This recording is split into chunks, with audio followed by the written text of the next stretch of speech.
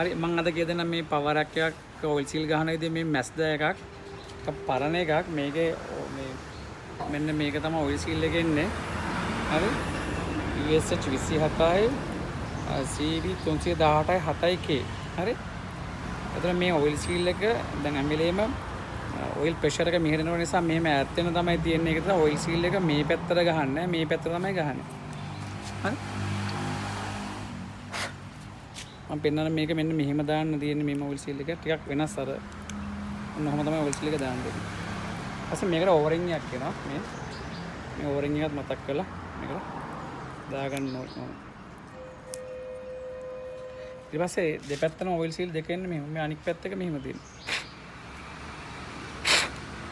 ඒකත් මේක අස්සට මෙහෙම දාන්න තියෙනවා.